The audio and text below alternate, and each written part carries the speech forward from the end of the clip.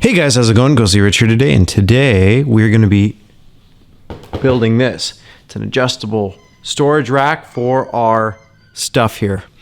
As you can see, I've just laid out the pieces. They sit like this. They're each like that. They just clip onto each other like that. And I just wanted to see how it looks at the very tip. In one of your bags, you have this piece, goes on the end afterwards. That's what it'll look like complete, unless you're going to break it down into two racks. Let's say you don't want it all on one roll. You could just take this off here, and then you could technically grab another one of these end pieces and then slide it on the end, and then you have two of them. But first thing we need to do is go up here, and we need to work out our wall and see where our studs are. So take a stud finder like so. You can see lots of stud right there, one right there, because it's a supporting wall, stud right there. And I've just basically taken some electrical tape and done it all out. So next, we're gonna hang our first one. So as you'll see in a second, we're gonna hang one, then we'll clip, hang the next, clip, hang the next, and go from there.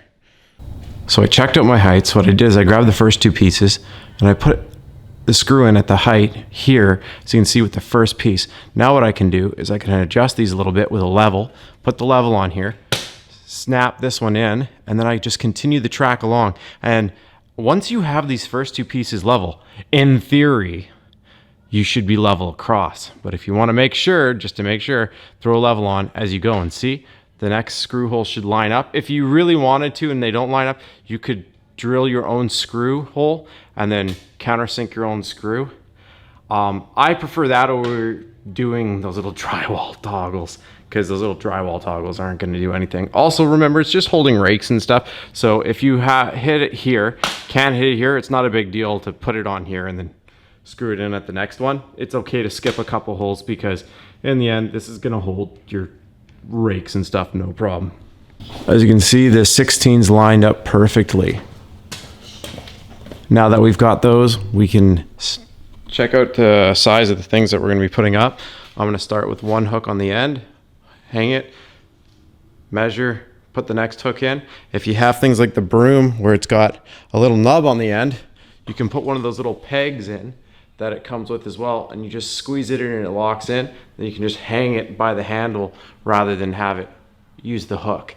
And if you do it that way, then you can kind of put them in between. So the bigger end will be up there, and then the bigger end will be down here if it's got the loop. So if that is hanging up just like that, then the broom can hang off that nub just like that kind of thing.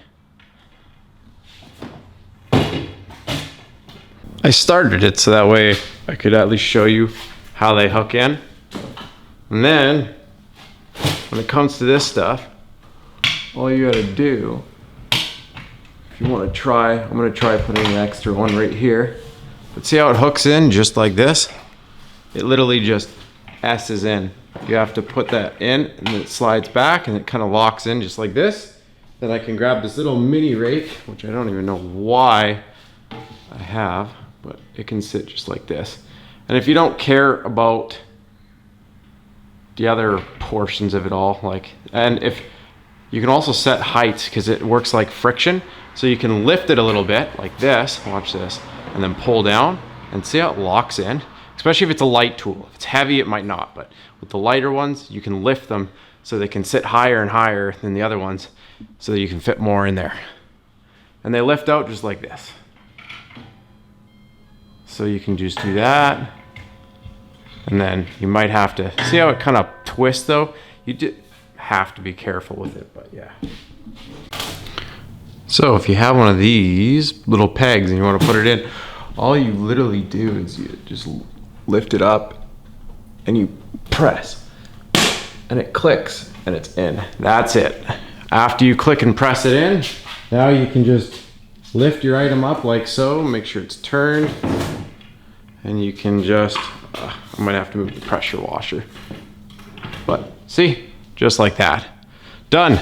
And you're wondering about weight-wise, it does hold a weed whacker. Just make sure it's right on a stud. Do not, if you're using those little drywall anchors, don't do it. To tell you the truth, if it were me and it's my garage, I would probably If I didn't have wood studs in the right spot, I would end up putting a big 2x4 across, screwing it into the studs, and then screwing that to the 2x4, just so it gives you that much more sturdiness. And then again, you can mount all of those to the 2x4 and then mount the 2x4 on the wall, which would be kind of neat too. Just another idea. So I hope that kind of makes sense what I just said there. If you don't end up having a whole lot of stud room, maybe you have an older home, I would mount all of this to a 2x4 using some small screws. And then after you have the whole thing, take the 2x4, put one screw on wherever the stud is. So put it there, then go to the other stud, hang it, make sure it's level. And then from there, if you have any studs in between, drill it and then screw it in. That way you know it's sturdy. I wouldn't really want to trust this on drywall hooks. If you want to, go right ahead. Again, this is just from personal experience, and it is holding a battery-powered Milwaukee with the battery in it, just so you can see the sturdiness, just because I found out that they do hit studs every 16. So I lucked out, hit every single stud, and that's it. I hope this helped you out. Press like if it did. Subscribe for more. You never know what I'm going to do next.